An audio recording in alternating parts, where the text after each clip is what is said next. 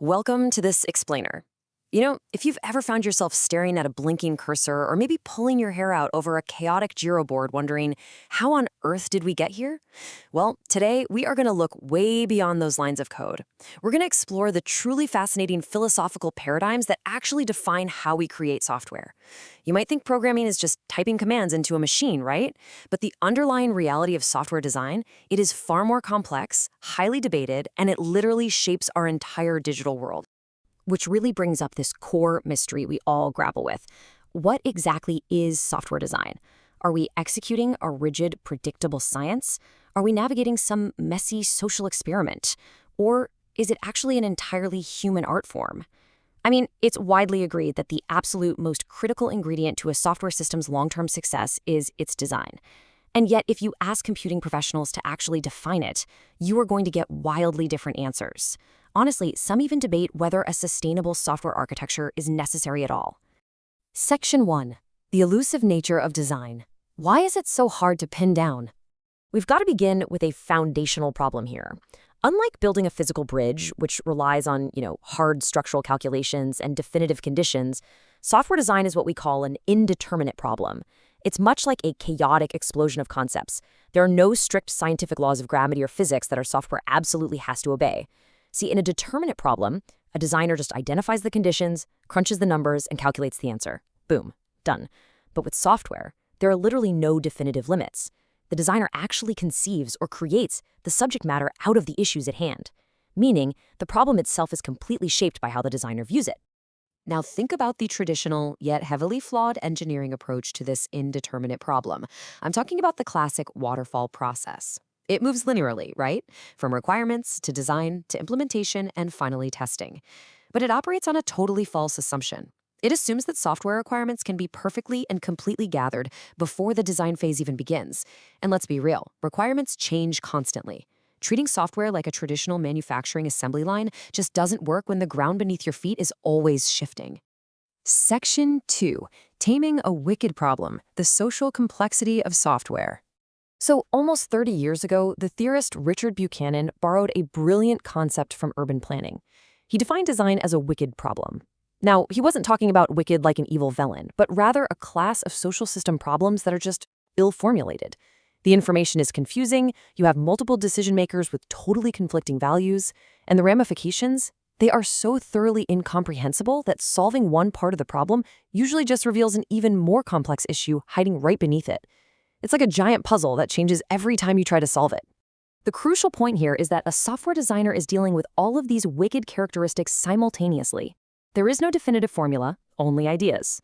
There's no magical bell that rings to tell you that you finally found the best solution. In fact, there are no strictly right or wrong answers in software architecture at all. There are only good, not so good, or bad solutions based purely on the context. You are constantly making trade-offs without ever reaching a universally perfect answer. If you've ever felt like fixing one bug just spawns two more, well, this wickedness is exactly why. Section 3. Design as cognitive art, the mental gears of creation.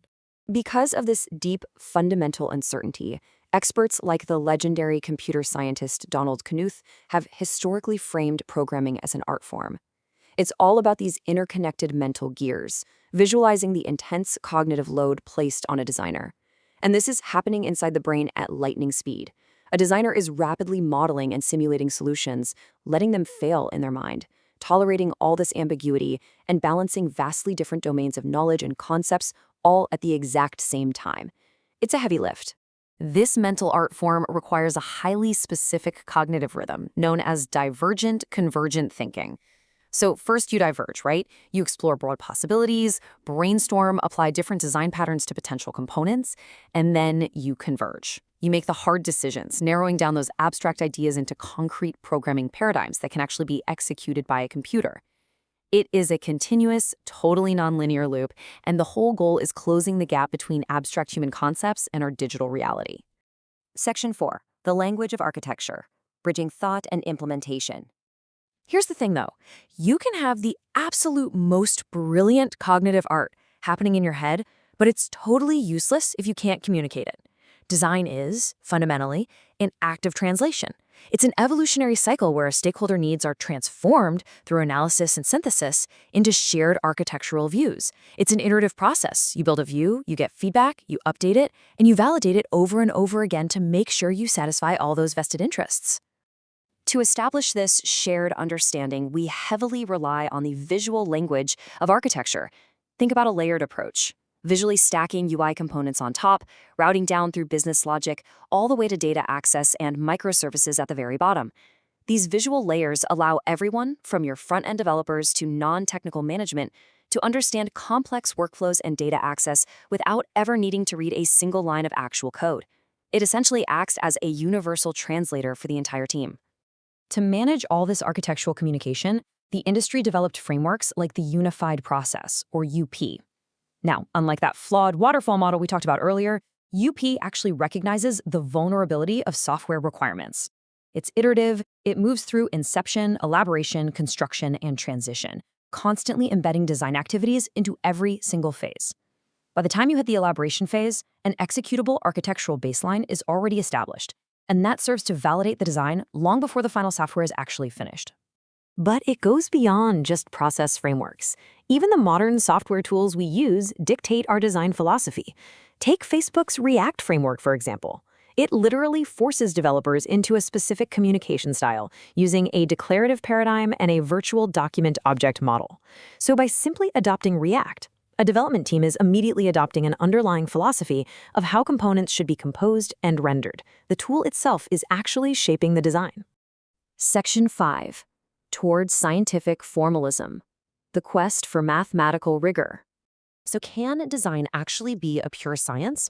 Turing award-winning computer scientist Barbara Liskov beautifully compares software data abstraction to mathematical theorem proving. She notes that, well, you can't prove a complex theorem all at once, right? You invent lemmas, you decompose the problem. She basically imagines an abstract machine possessing exactly the data types she needs. But since that machine doesn't exist, she breaks the problem down into subproblems, solving them one by one until she finally reaches the real programming language. Today, there is a massive industry push toward exactly this kind of formalism. Software is being built to last using paradigm-neutral approaches and robust multi-language constructs. By relying on pre-built APIs, microservices, and robust frameworks, developers are essentially using formal ingredients. Much like mathematicians use established equations, software designers use these formal ingredients to stop repeating historical mistakes. They're trying to make the whole design process highly predictable and robust. At its most abstract theoretical level, this formalism views design merely as the controlled transformation of symbols and information.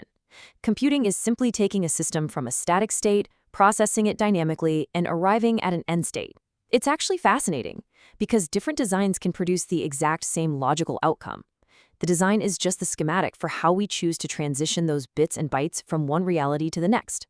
And that brings us to the ultimate question. As our tools give us more of these formal ingredients, and as we push for mathematical rigor in our architectures, will software design ever become a pure quantifiable science? Or, because it is driven by ever-changing human needs and wicked social problems, will it always remain a deeply intuitive human art? Next time you sit down to write a line of code, ask yourself, are you acting as a scientist or an artist? Thanks for joining me on this explainer, and I really hope it changes the way you think about the software you use every single day.